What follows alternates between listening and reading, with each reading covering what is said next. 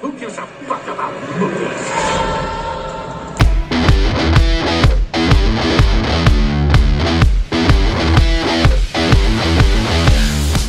Hey, Hendy here, and welcome back to another video.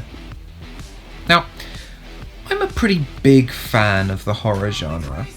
Horror overall will always be an incredibly engaging genre, especially with its ability to elicit a reaction so easily from an audience.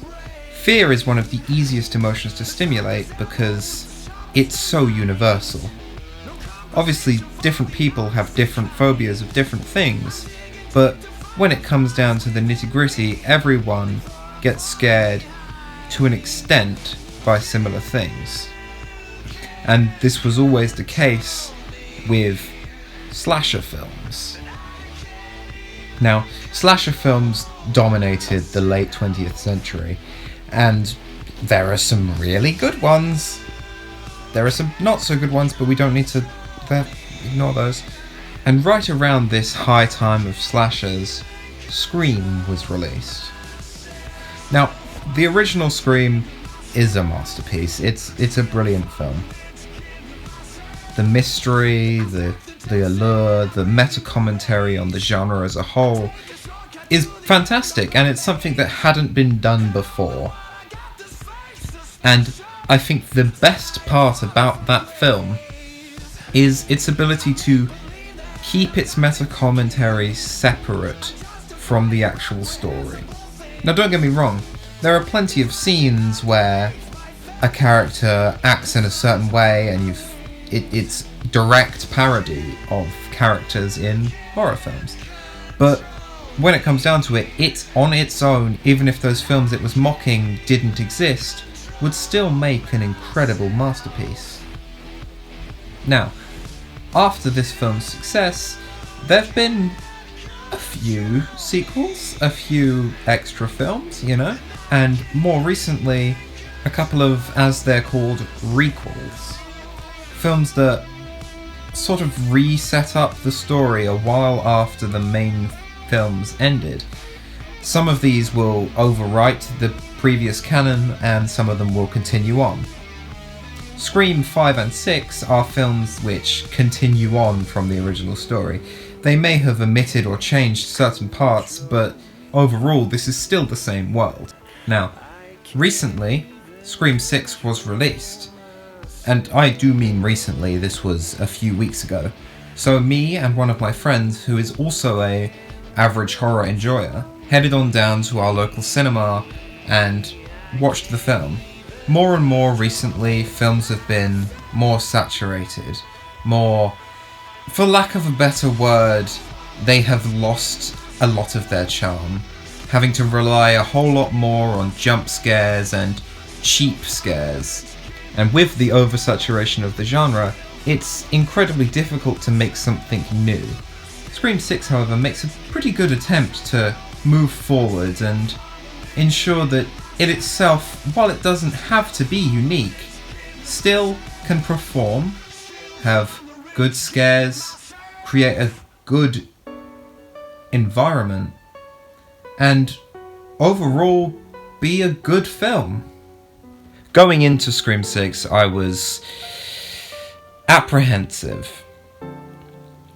As I've said before, a lot of these films can fall down and lose a lot of their traction.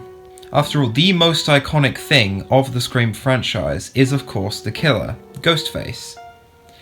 But the main problem that the series has, unlike series like Friday the 13th or Nightmare on Elm Street, is there's never really technically a recurring killer. Yes, the killer is always Ghostface, but who is behind the mask is different in every film. And along with this, Ghostface is the most human slasher pretty much to be seen in a horror series, where quite often during chases he will fall, he will be pushed aside. Ghostface is human, and he can't do any tricks like many other slashers can. He's no Michael Myers, he's no Jason Voorhees, he's no Freddy Krueger. He's a man or a woman sometimes, but the point is, Ghostface is human.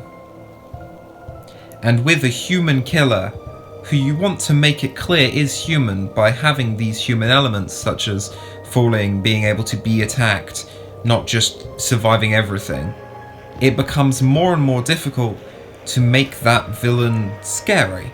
And a lot of the time, more and more, the killers fail to land an actual fear point. They may end up being scary in how unhinged they are, but overall, they're just a person. To explain how I think the most part of Scream 6 managed to subvert this, I have to start at the beginning. Scream 6's cold open begins as most films in the genre do. An unsuspecting new character is killed by the killer. However, this is immediately subverted by the killer revealing themselves straight away. This has never happened before, and not surprisingly, we knew this wouldn't be the direction the film took. Me and my friend immediately looked at each other, knowing that we were probably going to see this character die and someone else take up the mantle for the film. Of course, this was the case.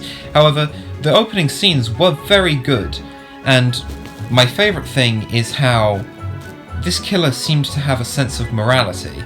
The way they killed the unhinged killer who was talking about people being neat and feeling good killing, the actual Ghostface of the film seemed like they were very much against this idea, repeating their lines to them as they killed them, and berating them on the fact that they only wanted to do this to complete a movie.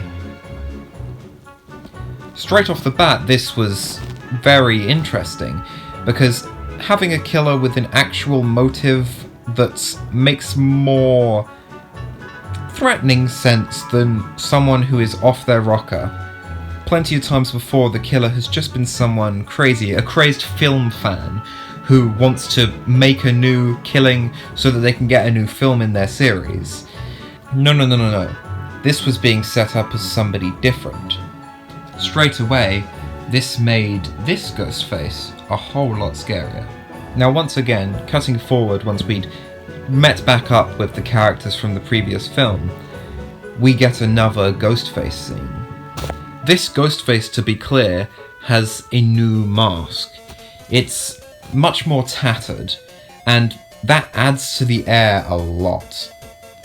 This Ghostface, just visually, looks a lot more grizzled, a lot more war-torn, and the way in which they act is much more hardy. They're still human, but they're scarier. They're more efficient, they're faster, they're stronger, they're better. And as the film continued, I became more and more interested to see what exactly they were going to do with this new Ghostface. As is synonymous with the film series, there were multiple points of meta-commentary, which, as a staple of the series, there is nothing wrong with whatsoever. However, I would like to argue that a couple of the times it was used in this film were really off the mark. The original was fantastic for telling its story around the meta-commentary, and never pulling it in as an actual part of it. Characters still took their lives seriously, and, for lack of a better analogy, the way they spoke in situations didn't feel like a Marvel film, where, no matter how dire the situation, someone has to spout a one-liner. Unfortunately, the character in this film who delivered most of the meta-commentary made it clear to do it at inopportune points. Even after they had just been stabbed, they commented on how oh damn, I was wrong about who the killer was, or something like that. Which doesn't feel like a genuine reaction. It feels so much more genuine to be worried or scared or something. But unfortunately, this meta-commentary here brings you out of the immersion. of the film. Earlier on in the film, the meta-commentary delivered was fantastic, speaking directly to the audience about how even the legacy characters were not safe, and the killer could be anyone. That commentary, as I mentioned before, is a staple, and there is absolutely nothing wrong with it continuing. However, when it's used in the wrong settings, it unfortunately takes a lot away from those scenes. Now, as I mentioned previously, the main drawing fear towards this new Ghostface was their strength, their smarts. A lot of the time, very, very often in fact, all of the characters made much smarter decisions, as evidenced by the fact that a lot of them had been in these situations before. For example, my favourite scene showing off the smarts of a character was when Gail was on the phone to the Ghostface, and as she was walking around her flat with a gun, didn't know where he was. So, she quickly hung up and immediately redialed the number, causing the phone to ring that the Ghostface was using and giving her his location. Now yes, this didn't end up actually working out, unfortunately, but it shows off that these characters have thought of things that they could do now, and they are overall much, much smarter. That doesn't mean they don't make stupid decisions, because overall, horror films will never be as scary if people take the smartest decision in every situation. And although a lot of the fear can come from knowing there's nothing better that could have been done, that's hard to pull off realistically. And so, the first two acts of the film with this smarter, scarier Ghostface hunting the main characters was incredible. I genuinely was not expecting to enjoy these two acts as much as I did. And that's all due to the direction that they took with Ghostface. I was incredibly happy to see how much more of a threat they felt like, and just how much scarier they felt. However, unfortunately, all good things must come to an end, and the third act of the film loses a lot of its steam. Now, to be fair to it, the location for the third act is phenomenal.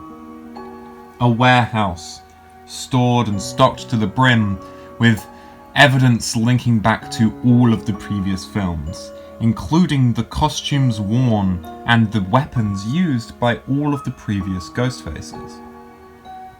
This setting just looks incredibly cool. Set up in an old theatre, it creates an amazing location, and with slightly better direction, could have been an incredible final act. However, I found myself very put down by the reveals of who the killers were. I had been hoping quite a lot that the Ghostface would be someone new.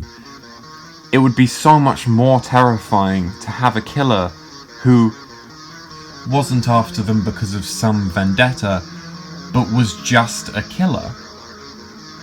After all, motive makes someone more understandable, and to understand something makes it a whole lot less scary. The reveal is not awful, and neither is this final act. Especially before the unmasking, where Chad, the love interest character, is fighting off one of the Ghostfaces, and they have an incredible fight, showing off the strengths of both of them. Even the reveal is not awful, by any means. It's just not to the level of the rest of the film. And, unfortunately, just because of the amount I had hyped it up for myself, was a bit of a letdown. And at the end of the day, my personal desires for a Scream film have still not been met. As I mentioned before, Ghostface is an incredibly human killer. He's no Jason, Michael Myers, Freddy. And one of the things that stops him from ever being able to reach that point is the fact that the killer always, every single time, dies at the end of the film. The killer never gets away, and I understand that that is so that they can keep the suspense and the mystery behind who it could be for the whole next film. That is one of the major tropes of the series. However, I can imagine the absolute extra fear that could be added by an unknown Ghostface who remains masked for the entire film and kills off everyone who gets in their way.